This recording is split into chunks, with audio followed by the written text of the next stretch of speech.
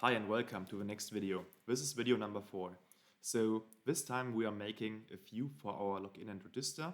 So you remember in the last video we were making like the API for logging in with a user, for registering a user and so on. And so now we are making the view, so our Angular front end to handle like the same stuff. So for this we make a login component, a register component. We write a user service that we are using to connect against our API. We define some routes, for example, /login or /register for the user, so to use it in the browser. From the login request from our backend, we are getting back a JWT so that we can use it later to authenticate against our backend.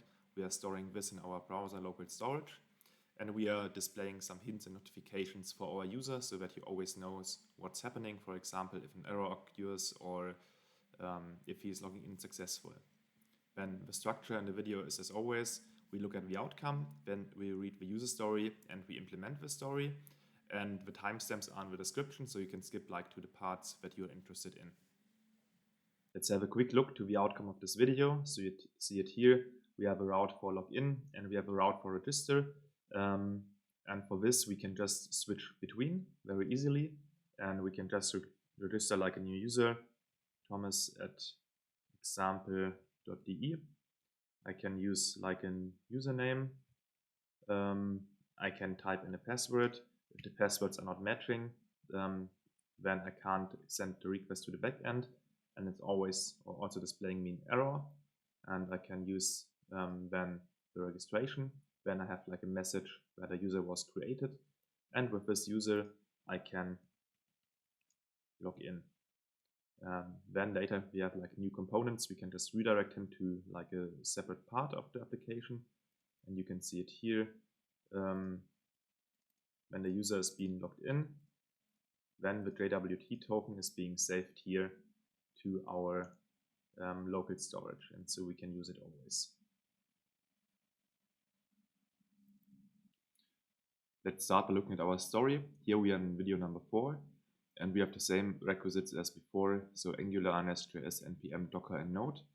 And our story is very simple. So we want to create the UI and UX for the register and login and connect it to our backend API. So when you remember in the last video, we created like a nest.js, our API, to register a new user with a password and save the hash in the database and have like a second login endpoint where we can log in and where we get a JWT token in return that we want to store in our front end to send it with every request later against our backend to authenticate ourselves.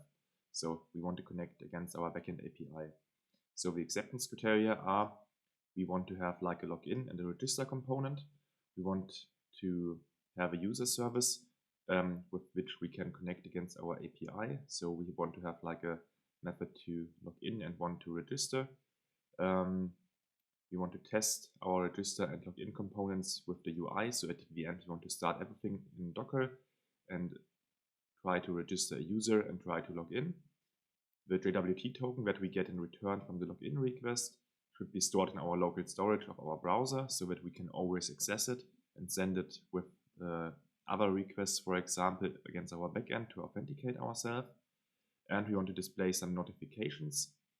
For example, when a registration is successful or if login fails because of a false password and so on. So we always want to know what's up. So the user should always be like have a notification or should see something on the screen. So the first thing that we want to do is to add Angular material. So you have here, you can just Google Angular material and then there is a get started. And there it's pretty basic. So we have like an Angular CLI schematic. So we can just run this. So we cd into our folder. And then we can just hit this.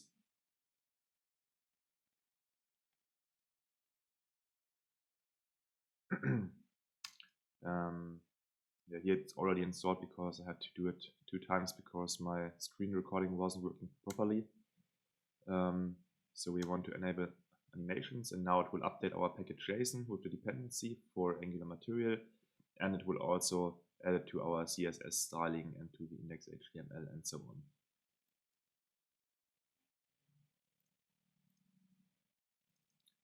So the next thing is maybe what you can do is, you remember in the first video we tested the connection to our API with a test service, so we can delete this now completely because the endpoint also no longer exists in our backend, so we can remove it. And this here was also a value that we were displaying from this test service, so we can delete this completely because we don't need it anymore.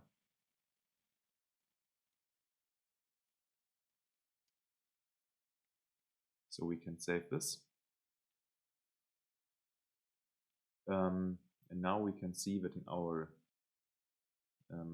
package JSON, we are also having Angular material installed in the correct version.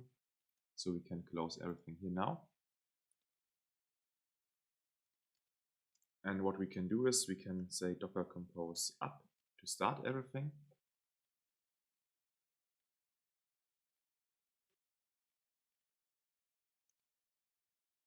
I think I first have to start Docker and then run it again.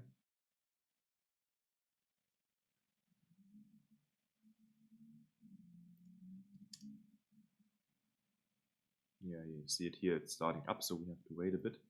But in the meantime, we can make some, a little bit of structure. So you remember here in our Angular, we have like a private and a public module. And the idea behind this is that in the public module, everything should be there where you can access it without having a JWT, without being like a proper user. So for example, we want to register without being logged in, of course. And we want to log in, of course, without being logged in before. So these are two things that we want to take in our public folder. So it's accessible with an URL that's not behind, like, for example, a guard, which is checking if you're having like access rights or not. And here we can like create like directories for validators, components, and services. So we can make here like new directories. We can name it services, components, and validators.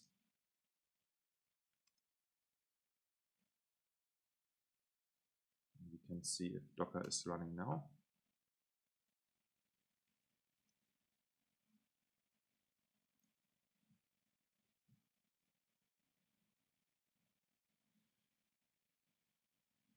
And so now we have our three folders here, or directories. And first what we can do is to create like our component, so we can cd into our folder, so we can cd into our Angular front end, cd in our source, app, and public, and in the components. And here we can say ng generate. So G is a shortcut, so you can either type generate or G. And then we can say what do we want to create. So it's a component. So shortcut is C, and it should be named login.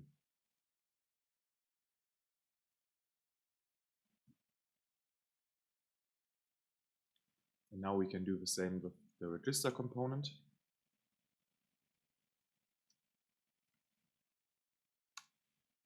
And you can see it here. When we update here the folder, you see we have a login component now, very basic. And the same goes with the register component.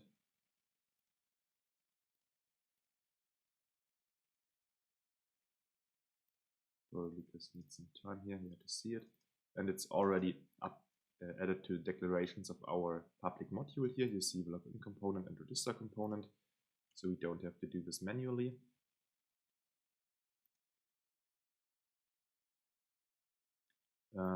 Then we can begin or continue by adding here public minus routing.module.ts, where we can define like all the routes for the browser that we're having in our public module. So for example, the register and login routes.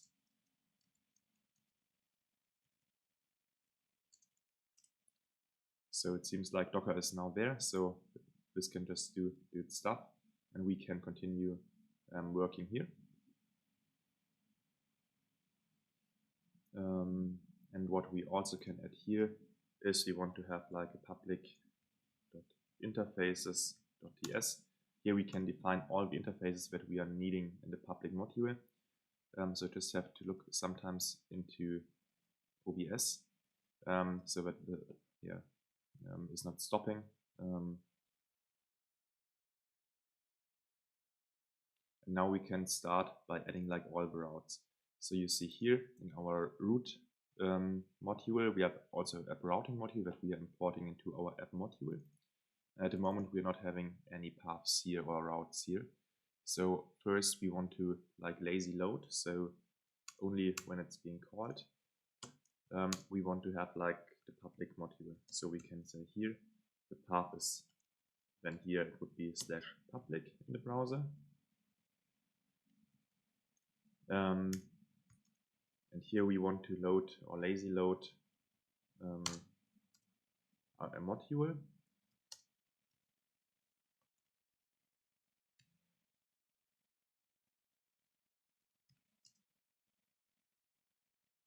I think it's here.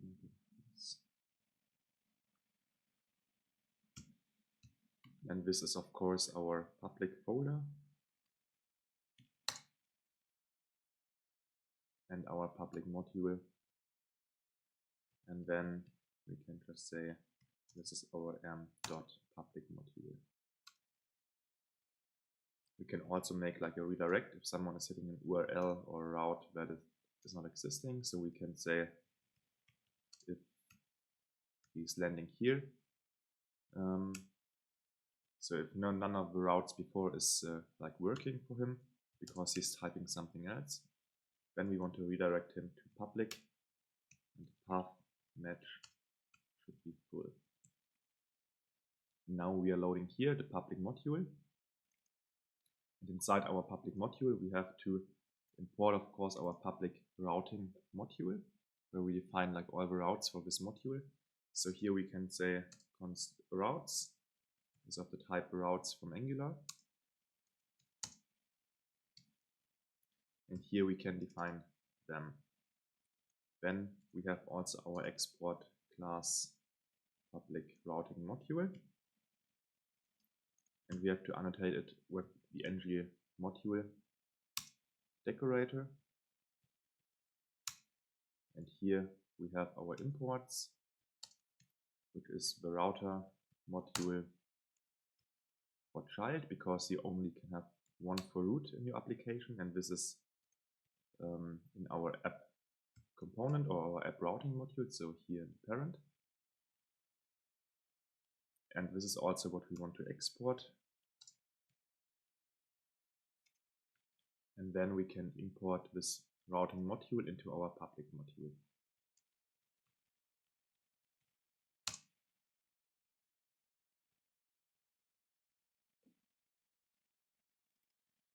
And here we can now define like all the routes that we are having.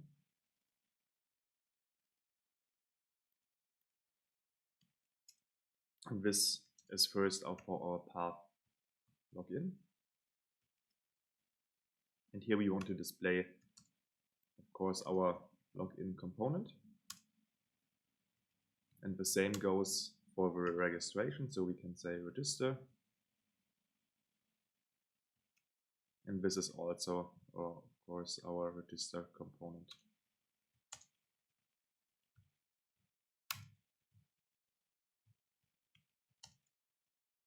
And we can also make here like a fallback. So if none is sitting, so if the user is having like a route that is not existing here, so he's coming to our two wildcards, then we want to redirect him to /login, and the path match should be full.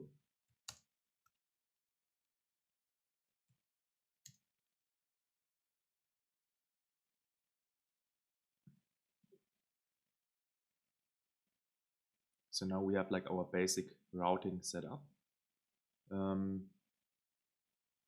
And we can begin by making a user service. So we have here our service. So we can just go here and cd into our Angular front end.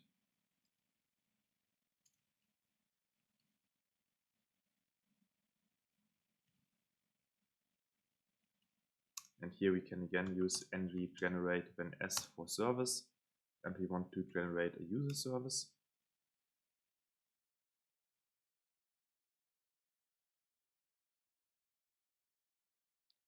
And now we should have a service in our services folder.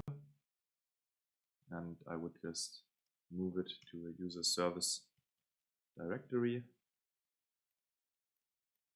At the moment it wouldn't really be needed because we just have one service, but it looks a bit cleaner. And here we have our basic service. And now we can begin by adding our login and register functions. So for this to work, we need the HTTP client to make calls against our backend. So we can name it HTTP client and import it. And we also want to send notifications to the user or display them.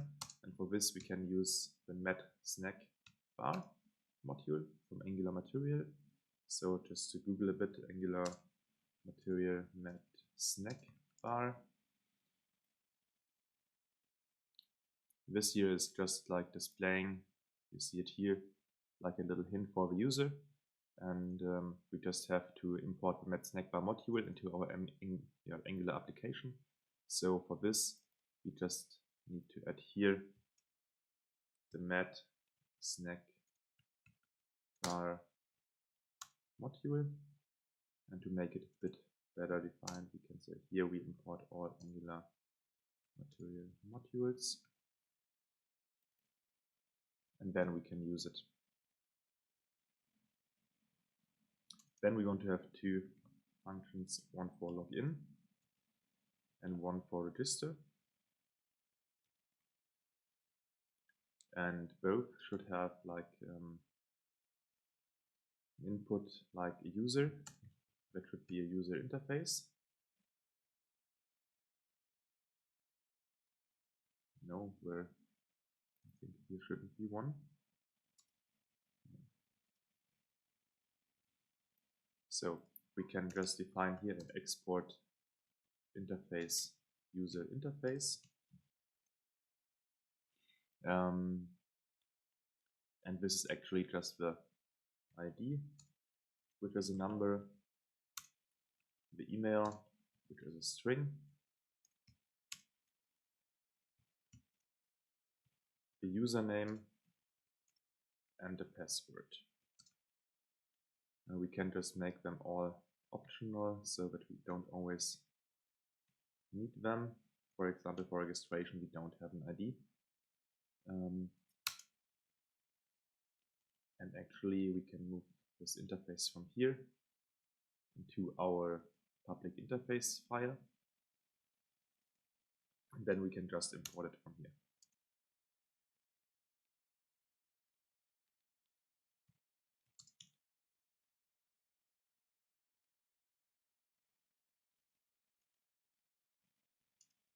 And then in our login, we are returning like a login response as an observable. So we don't have it created right now. So what we want to do is, this should be like the type that is our backend, our backend will return. So we can say we export interface login response. And this is having an access token, which is a string. We have the token type, which is a string, and we have our expires in, which is a number, and they are always there when we get a login response that is valid. So we can just import it here. And then we can use our HTTP client to make a request against our backend. So we can use our this.http client. and we are getting back like a login response interface. Yeah, of course, we are making a post request, and we are getting back a response for login. And as you remember, we have set up where is it? A proxy conf. So every request against /API will go against our redirected against our backend. So we can just use /API and it will be redirected correctly.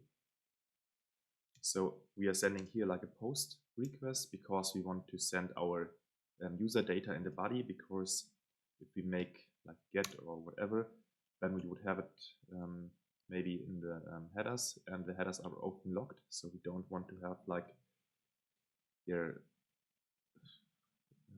important data have locked anywhere, like a password or so on. That would be like a security issue. And here we can tap in and we get a login response. And this we can now set in the local storage. So we have access to the local storage from everywhere to our browser. And we can set an item as just a simple key value pair. And we say the key is our nest.js to do app, for example. And the value would be our res.access token. So then we can store the token there.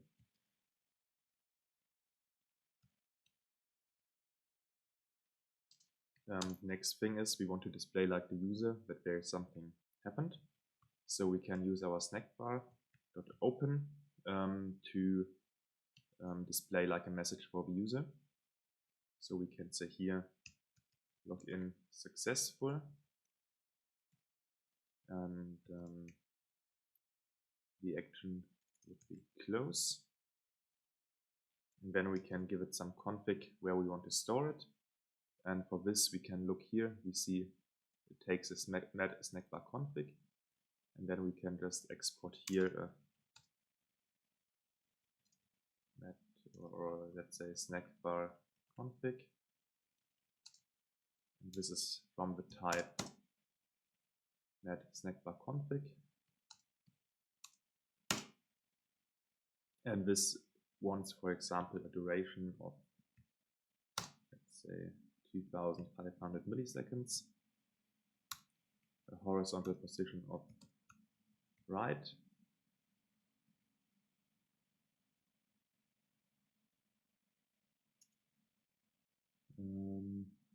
right is written like this, and a vertical position of top, and then we can just reuse this.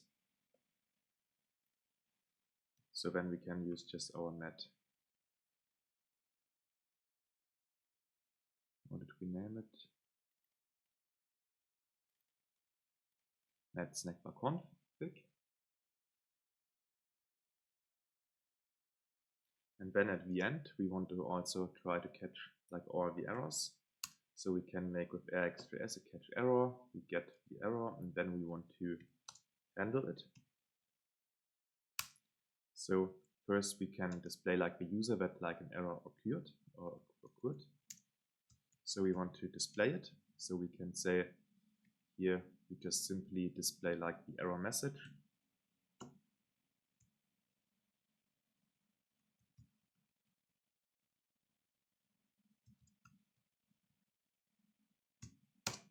And here we can use again our net snackbar config, or snackbar config, whatever. And then we have to throw the error again.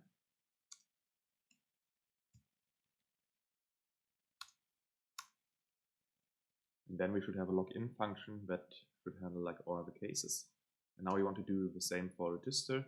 So here we are also returning an observable. So we always have to subscribe to these functions here.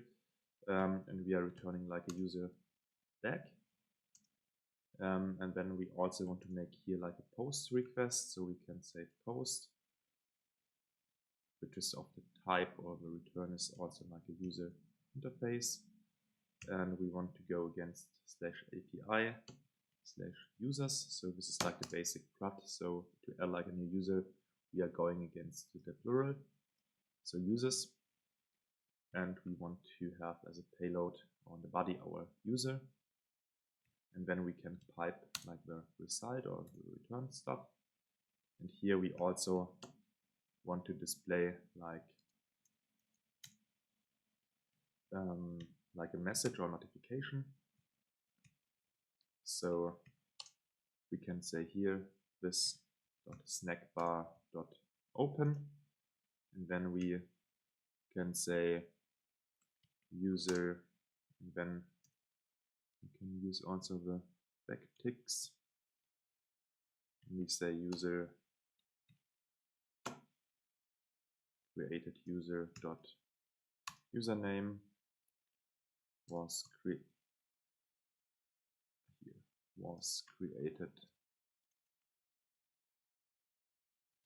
Then we have again a close, and we can just use or pass in again the snack bar config. And then after our tab, of course, we also want to catch like errors here. So we can say catch error. And we can basically do the same like here. So we can just say like this.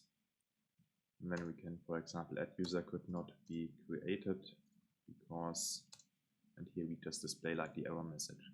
So now we have both our functions that we want to use, or that we can use in our components to make requests against our backend. And now we can continue to use them actually.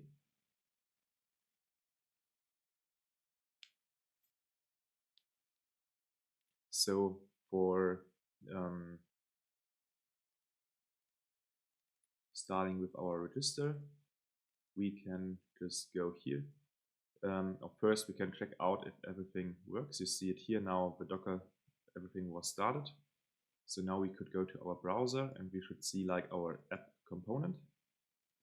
So we can go to localhost 4200 and you see here our app. But actually you see we are here on the route public login, and we should get displayed our login component. So this is coming because here we are just having the app, but what we need is our router outlet, so that the Angular router knows from here that it should render in here like the current route. So here it would load then the public module, and would render everything into this here. So when we go now here, we see we are now on the login component, and when I go to /register, then we are on the register component.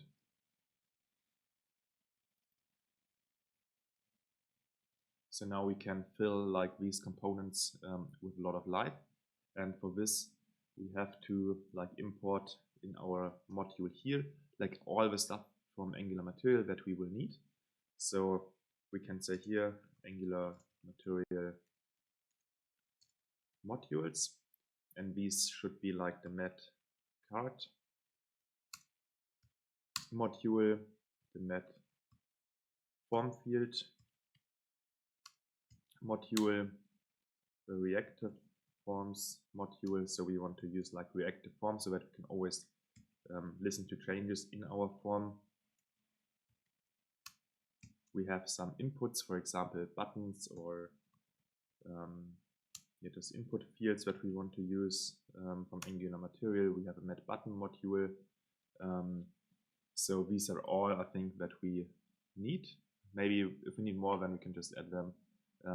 So it's not like an issue. And now we can start by defining our register component. And the first thing that we want to do is we want to have like a form. So we have a register form, which is a form group from Angular.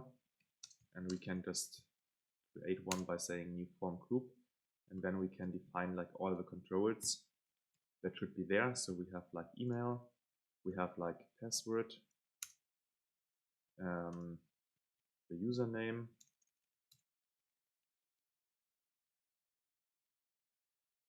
and the password confirm. So for example, the user should always type in his password twice, so that there is not like a false password in the application. Right from the beginning, so later you can also set it back like with an email. but it would be great to not have this issue at the beginning. And here we can say the initial value of the email is null, and we can add some validators. For example, Angular is giving us some validators, for example, required. So email, this form is having like some validator stuff on it. And for example, the form would always be invalid if there is not like an email value from the user. And so the same goes for email, and this would, for example, if you have like a false or just like Thomas typed in here for email, and we say it is false because it's not like a valid email. So it's tested with regex, I think. And then it's just applying like a email error object to this form, and then this form is invalid. And so this is all stuff that we can listen to. And for example, display hints for the user, or don't allow to send or to make a request against our backend if the form is invalid, and so on. And so the same goes for username. This should be required, and our password is null, but also required. And the same goes for our password confirmed. So we need it. And now, of course, we have to compare our passwords. So the password and the password confirm. And for this, I think you already realized it. We have like a validator, or we made it validator directory, and now we have to fill it with custom validators, because Angular don't has like a validator to compare passwords. But we can just make like a custom validators TS. And here we can say export class custom validators. And we can say static passwords matching. And for this, as an input, we want to have like a control, which is an abstract control, so that we get access to all the stuff from the form. So we can access like all the values from our form when we bind it validated to our form. And as a return, we either get validation errors or null if there are no errors. And then we can say we have our password value, which is control.get, and then we want to have like the value for password.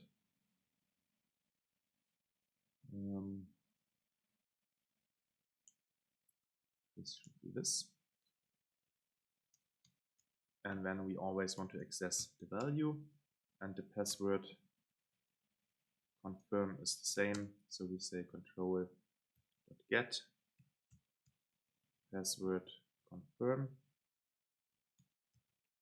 .value. So these are here the names that we gave in here. So password confirm and password that we access here. And then we can just simply compare if password equals password confirm.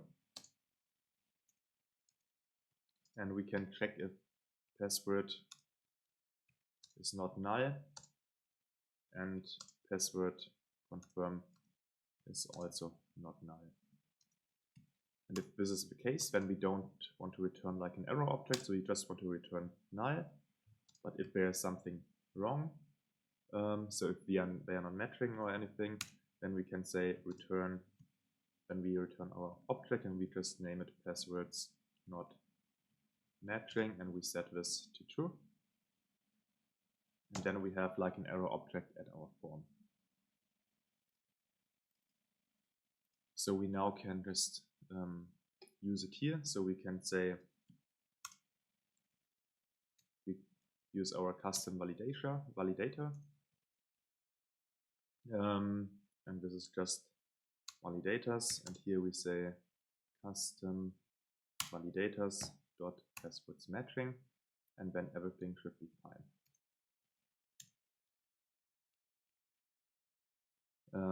Yes, in our constructor we will need the user service and the router for our application. So we import the user service and the Angular router so that we can navigate through another out, for example. I think the entry on init is not needed here, so we can just remove it.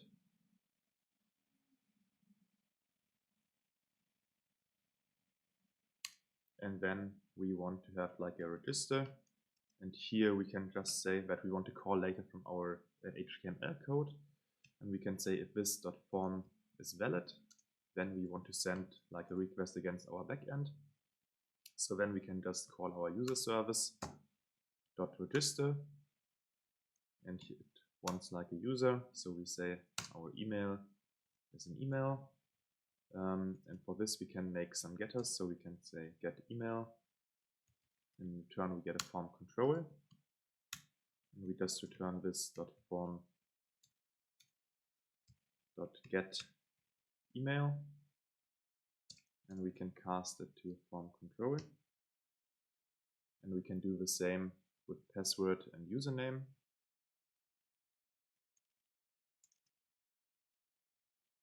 So we say password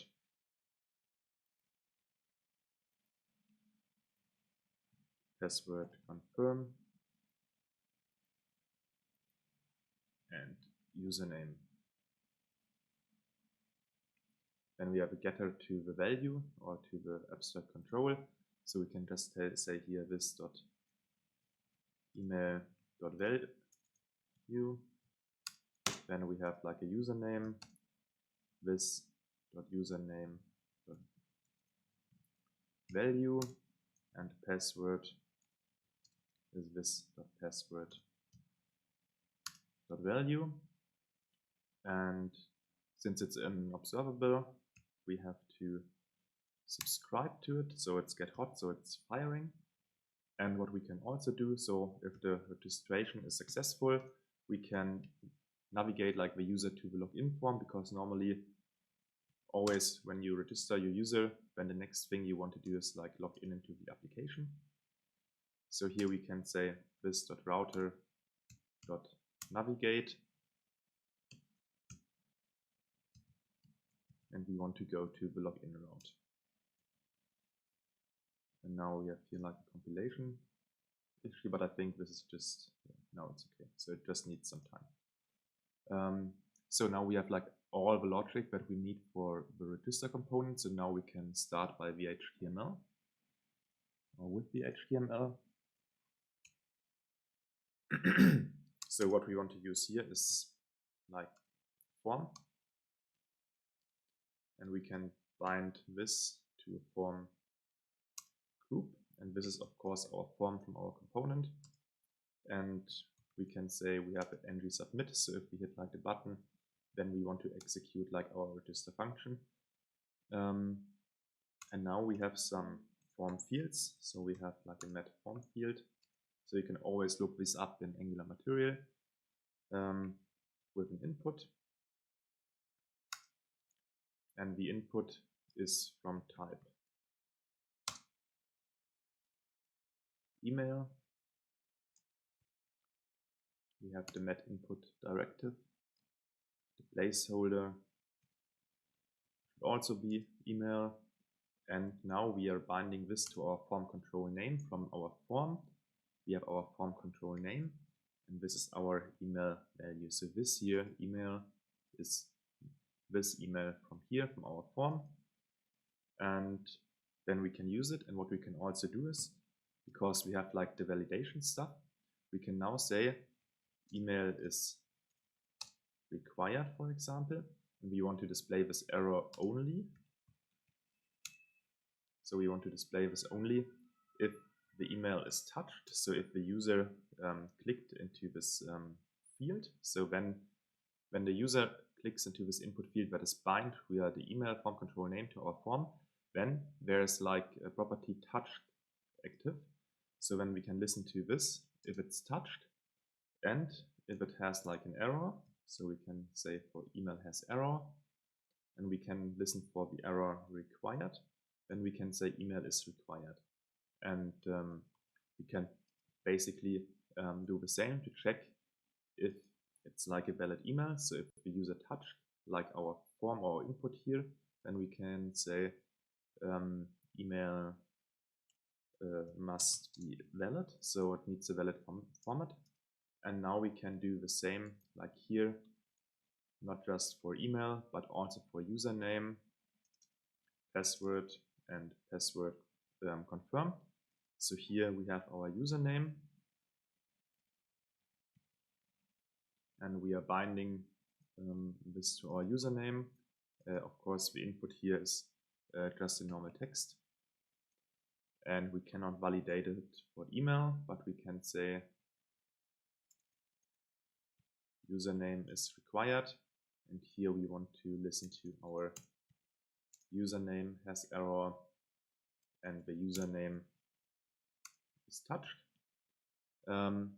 And then for our password, the input type should be password, so we are not seeing what a user is typing. So in case someone is looking over his shoulder, for example, the placeholder is password, and form control name is also password.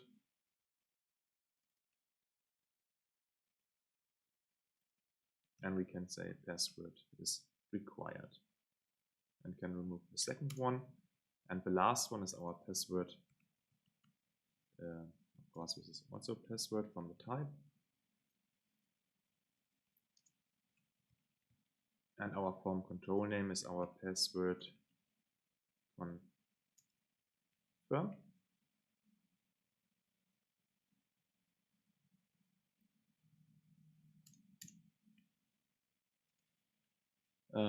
And then we can display, for example, beneath like the form, we can display like a hint, please fill out all information correctly. And we can just display this, for example, if the form is not valid. So we can say if form.valid, and we can just decline it. So to display it, and then we want to display like also met error if the passwords are not matching. So we can say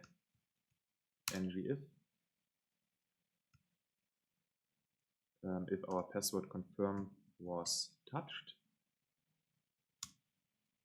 and the form itself now has an error. You see, before we were always listening for the password property here having an error and so on. Here we are listening for the form because our validators here were bind our custom one, we are bind to the form and not to a form control.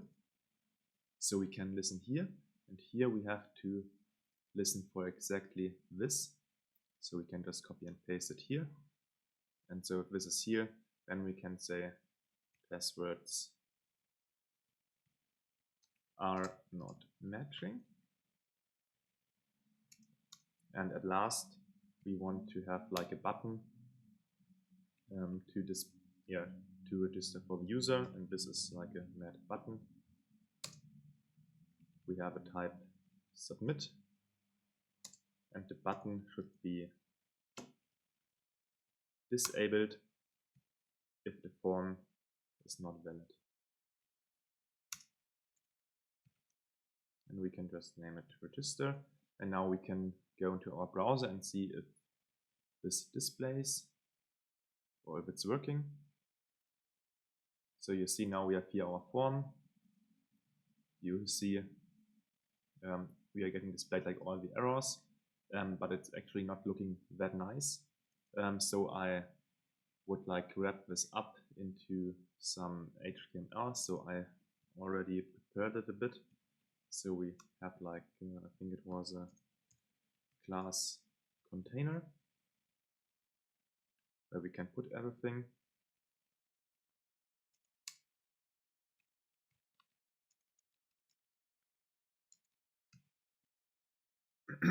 And a class to redirect to login, for example,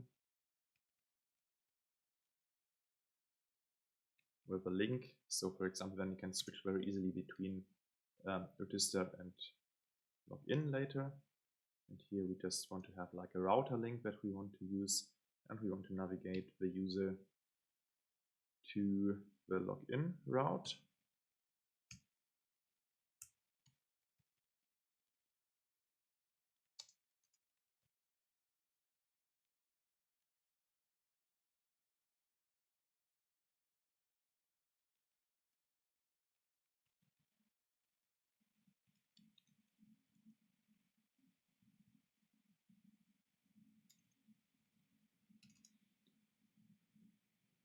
And then we could put our registration here into a met card.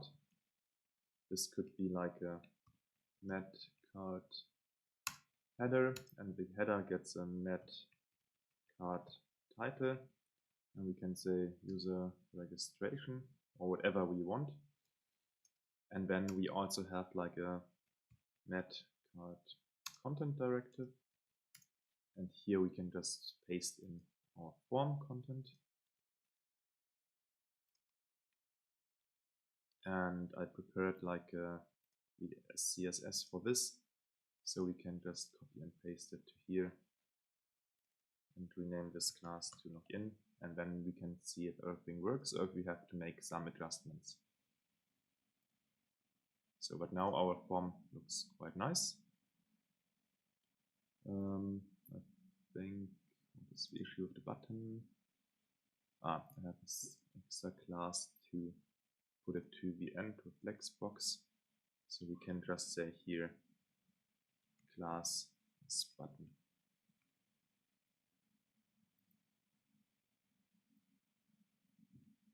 And now it's here, so we can now test it.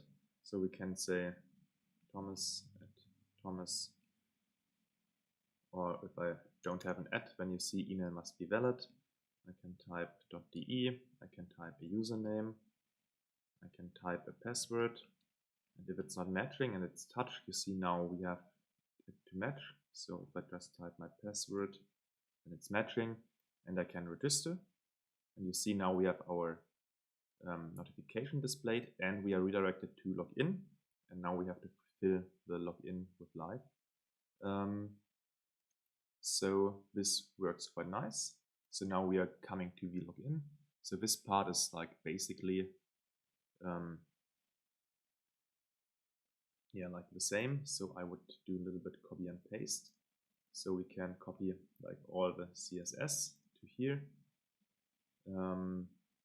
Just name this register. And we can also copy the whole form to here. But here we are just needing like the email and the password for the login.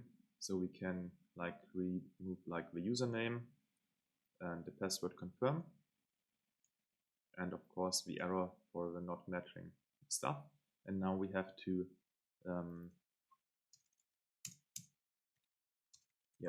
create like our logic in our component. And here, of course, we want to go to the registration.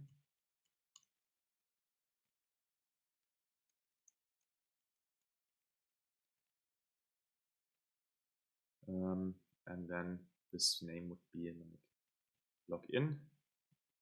And we want to call here like a function that's being login. And now we can just make the same step that we made before in the register component, make it here. So what we need is our form, which is a form group from Angular, and we can just initialize it as a new form group. And we want to have like our email as a new form control, which has like an initial value of null, and the validators dot required, and the validators to check if it's an email or not. And then we have the same for password, but here we are just saying that we want to have like the validators required, because it should always be there. We do not need the ng on init, so we don't want to execute anything when it gets called the first time. So here we use again the user service and the router.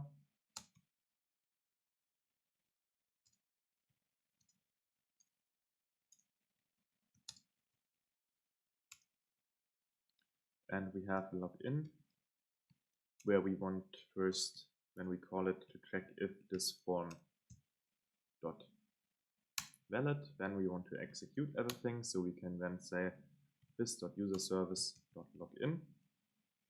We want to subscribe to it because it's an observable. And of course, here we want to use like the values from our form. So we can make again here like the getters for email and password. So we can also just use them from here. So email and password. And then we log in. We need to supply like a user as arguments. And so we say this.email.value. And the password is also this.password.value. And then we can pipe again and make a tab.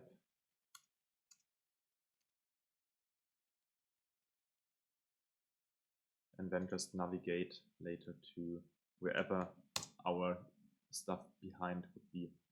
So at the moment we can just leave it like it is, but later, for example, after the login, we could redirect to the protected routes when we have created there some stuff. So let's see if this here is working. I think it just needs some time. So now everything here seems fine. We have login, everything here.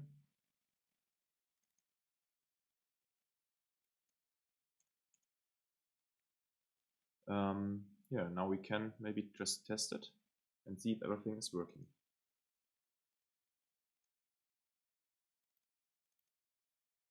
So let's go to our browser here. And now you remember we can just go to register. And when I try, I think my first user was thomas@thomas.de.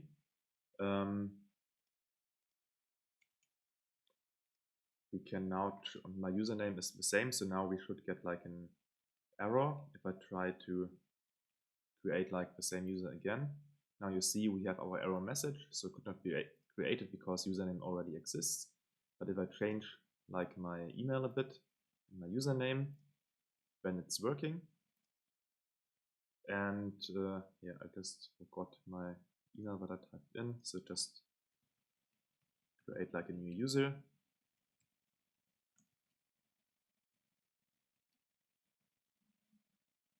And then we register this user, we use this email, and we enter, let me just first enter a false password. So now we see here, not successful, and you can see it in the network tab. We get a 401 for this because we are unauthorized. We are not able to log in. But if I type the correct password, then we get a 201, and in return, we get like our access token, our token type, and the JW the expires in.